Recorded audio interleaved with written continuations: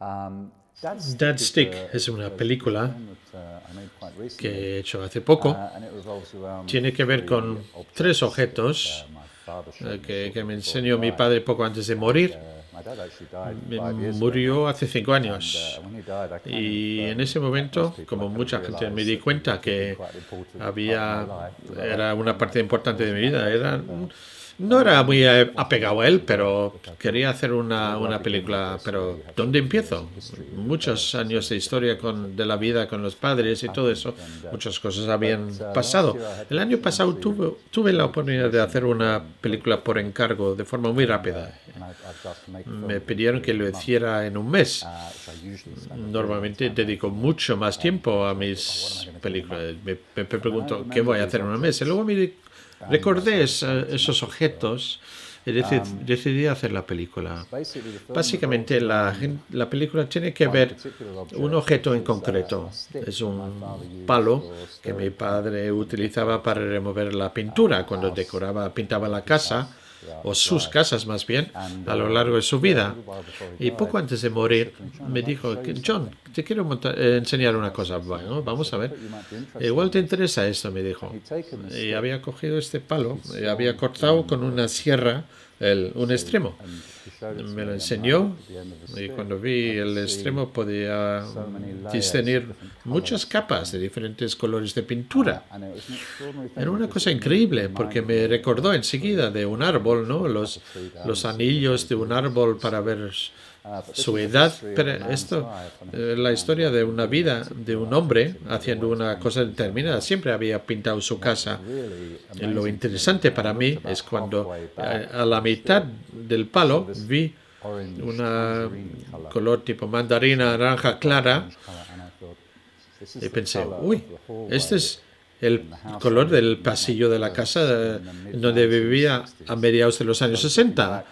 Y entonces miraba casi 50 años atrás y no era ni la mitad del palo. Pensé, esa historia, ese palo tiene una historia, quizás mucho más años. Igual era el palo de su padre, a su vez. Entonces me pareció una metáfora increíble de condensar el tiempo en un objeto tan pequeño.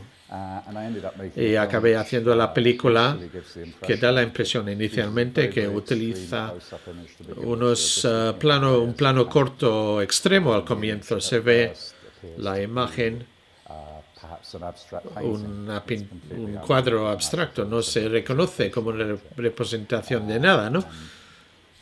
Y a través de una mezcla de imágenes inmóviles, de objetos inmóviles, y luego la leyenda, una narrativa, surgió al final. Hay tres objetos, no solo el palo.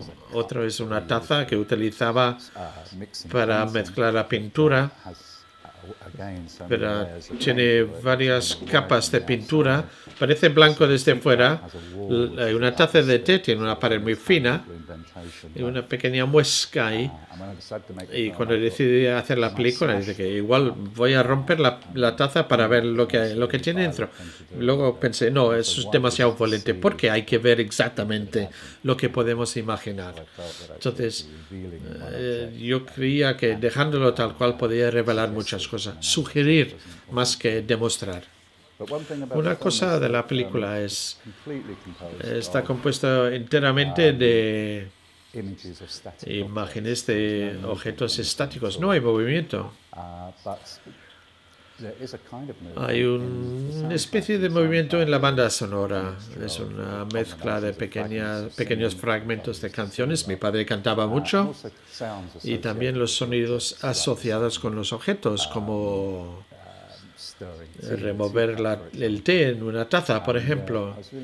Y me interesaba sobre todo volver a dar vida a estos objetos que ya no funcionaban o no se les iba a utilizar nunca más en la vida. Pero en cierto modo, a través de sonidos se puede devolverles la vida, en cierto modo, y deslumbrar su historia. La taza, por ejemplo, lo recordaba de casa de mis abuelos. Sus mejores tazas eran de este diseño. Una porcelana fina, rosa, con el asa rota, ¿no? Llena de pintura. Bastante conmovedor, la verdad. Porque curioso, los objetos y la vida de uno acaban en un vertedero. Tiramos tantas cosas. Yo pensaba en tirar varias cosas suyas, pero al final no lo hice, ¿no?